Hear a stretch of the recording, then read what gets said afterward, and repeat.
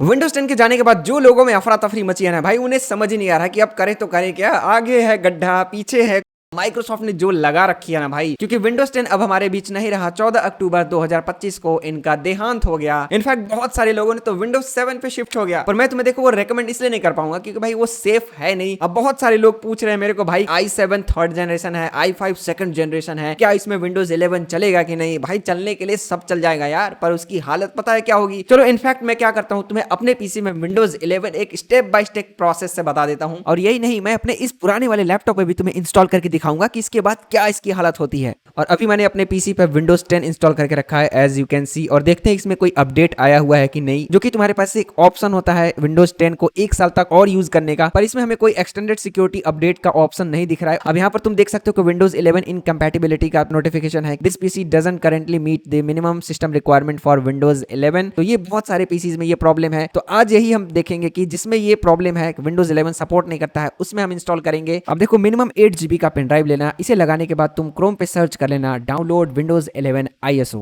इसके official page पर तुम्हें मिलेगा एक इसका ISO जो कि 25H2 अपडेट ही है, तो तुम्हें अपडेट करने की जरूरत नहीं पड़ेगी। यहां से इसका रीजन एंड लैंग्वेज सेलेक्ट करने के बाद 64 बिट से डाउनलोड कर लेना। अब जब तक से ये डाउनलोड होता है तब तक से हम रूफस डाउनलोड कर लेते हैं, जिसके थ्रू हम इसे कोई भी डिवाइस में चला सकते हैं। तो जैसे ही 8 GB का पेन ड्राइव होएगा, यहाँ से तुम इसका ISO सेलेक्ट कर लेना और जैसे का तैसे रहने देना GPT एंड एवरीथिंग, रीनेम कर देना जो भी तुम रखना चाहते हो। स्टार्ट पे क्लिक करने के बाद तुम्हें यहाँ पर ऑप्शन दिखेगा, ऊपर के दोनों ऑप्शन टिक कर देने हैं जो कि इंपॉर्टेंट है। और अगर तुम लोकल अकाउंट यूज करना चाहते हो instead of like signed in Microsoft account, तो ये वाला भी कर देना। और मैं तो बोलूंगा कि नीचे के तीनों कर देना, क्योंकि ये बिट लॉकर ऑलरेडी ऑन कर देता है जो कि उतना यूजफुल होता नहीं है और ये थोड़ा टाइम लेगा। और इसके बाद तुम्हारा तैयार हो जाएगा बूटेबल विंडोज 11। और देखो हमने ये जो बूटेबल ड्राइव बनाया है ये GPT फॉर्मेट में है, तो इससे तुम एक सेटिंग चेंज कर लेना अपने सिस्टम में। ऑन करने के बाद F1 F2 या F12 से तुम्हारा बायोस वाला सेटिंग ऑन हो जाएगा। यहाँ से तुम्हें क्या करना है कि सिक्योर बूट डिसेबल करके तुम्हें इसे लेगेसी की जगह पर UEFI सेलेक्ट कर लेना है। अब ये वाला पेन ड्राइव अपने पीसी में लगाओ और चुपचाप ये वाला प्रोसेस देखो। अब ये प्रोसेस काफी इंपॉर्टेंट है, तो सुनो ध्यान से। अपना पीसी या लैपटॉप ऑन करने के बाद F1 F2 या F12 का बटन दबाना, जिससे बायोस वाला स्क्रीन खुल जाता है। और हाँ, नए सिस्टम में ये ब्लू टाइप का स्क्रीन दिखता है, वहां पर जाने के बाद तुम्हें अपना पेन ड्राइव दिखेगा, उसे सेलेक्ट करने के बाद एंटर दबाना है। और यहाँ पर तुम लैंग्वेज इंग्लिश यूनाइटेड स्टेट्स रहने देना और टाइम एंड फॉर्मेट में इंग्लिश इंडिया कर देना। इसके बाद कीबोर्ड में भी इंडिया वाला ही इंग्लिश रहने देना और उसके बाद आएगा तुम्हारे पास ऑप्शन इंस्टॉल विंडोज 11 का। ये बॉक्स टिक करने के बाद नेक्स्ट क्लिक कर देना। और अगर ये प्रोडक्ट की मांगे तो ये सेलेक्ट कर देना I don't have a product की। उसके बाद विंडोज 11 प्रो सेलेक्ट कर लेना और इसके बाद तुम्हें दिखेगा हार्ड डिस्क या SSD का पार्टीशन। तो जिस भी पार्टीशन पे तुम इंस्टॉल करना चाहते हो वो सेलेक्ट कर लेना। मैं एक फ्रेश ड्राइव पे इंस्टॉल कर ले रहा हूँ और इसके जितने भी पार्टीशन थे मैंने डिलीट कर दिए। और ये रहा मेरा 465 GB का हार्ड ड्राइव, इस पे मैं इसे इंस्टॉल करूंगा और इसके बाद सिंपली इंस्टॉल कर देना और इस प्रोसेस को चलने देना। इसके बाद ये कुछ ऐसा दिखेगा और कई बार तुम्हारा सिस्टम रीस्टार्ट होगा, तो उसे होने देना। तो हमने विंडोज 11 अपने पुराने पीसी पे इंस्टॉल कर लिया है, सब कुछ ड्राइवर्स वगैरह सब कुछ डाल दिया है। अब देख लेते हैं कि भाई कैसा पगला गया क्या यार विंडोज 10। अभी मैंने फ्रेश इंस्टॉल किया है और ये पासवर्ड मांग रहा है। भाई तुझे सेट करने के लिए देना चाहिए, तो पासवर्ड क्यों मांग रहा है तू। मतलब यार सच में लोग ना मजबूर कर दे रहा है भाई विंडोज 11 अपने आप को हेट करने के लिए। तो इसका एक जुगाड़ मिला है गाइस, सिंपली इस एरो पे विदाउट कोई पासवर्ड डाले इस एरो पे क्लिक कर दो, ये हो जाएगा तुम्हारा। This is just another level, that's why I am saying कि विंडोज 11 तुम्हारे पुराने पीसी या लैपटॉप के लिए तो एकदम ही बेकार है भाई। इंटेल के 6th जेन का नीचे का अगर तुम्हारा सिस्टम है तो भाई मत इंस्टॉल करना प्लीज, बहुत ही बेकार चल रहा है, trust me. I mean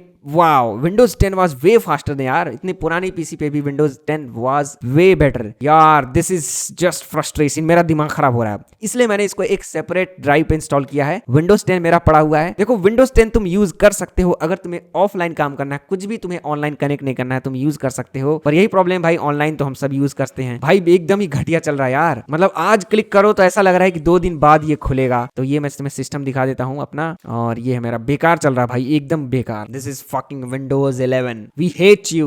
8 GB graphic card, 16 GB, ये रहा हमारा i7 भाई साहब यार मतलब। और ये देख लो हालत मेरे पुराने लैपटॉप की, इसमें 3rd जनरेशन का प्रोसेसर लगा हुआ है, भले ही i7 है पर हालत खराब है। और बाय द वे वैसे भी इसमें थोड़ा विंडोज 10 भी था तो उतना भी बढ़िया ये नहीं चलता था। तो आई वुड से कि अगर तुम्हारे पास चलो 4th जनरेशन का अगर प्रोसेसर है तो उसमें इंस्टॉल कर सकते हो, उतना भी प्रॉब्लम नहीं होगा। पर उसके नीचे है 2nd है 3rd है तो भाई मत ही यूज करो। इससे अच्छा तुम विंडोज 10 को ही ऑफलाइन यूज कर लो। अब इससे क्या होने होने वाला है पता है, बहुत सारे जो डिवाइसेज है वो आउटडेटेड हो जाएंगे, जबकि उसमें ऑलरेडी पोटेंशियल अभी पड़ा हुआ था और बहुत सारा ई वेस्ट क्रिएट होगा। आई मीन माइक्रोसॉफ्ट का ये मूव ना बहुत ही बेकार है लोगों के लिए यार। आई मीन माइक्रोसॉफ्ट का ये मूव ना बहुत ही बेकार है लोगों के लिए यार। अब देखो लोगों के पास यही ऑप्शन बचेगा कि वो नया डिवाइस ले ताकि वो उसमें विंडोज 11 चल सके, या फिर मैक ओएस ले, या फिर ऑल्स फेवरेट लिनक्स यूज करे, जो कि सबके बस की बात होती नहीं है। पर क्या कहते हैं, उस पर भी एक वीडियो बना दूं क्या मैं। और कुछ लोग एक ऑप्शन बता रहे हैं कि विंडोज 10 का एक IoT वर्जन आता है जिसमें तुम्हें 2032 तक सपोर्ट मिलेगा। आई नो, पर यार देखो उसमें वो बात नहीं है जो ओरिजिनल वर्जन वाले विंडोज में होती है। अब आई डोंट नो, जो भी इसके बारे में ज्यादा जानते हो प्लीज मुझे बताओ ये IoT वर्जन के बारे में।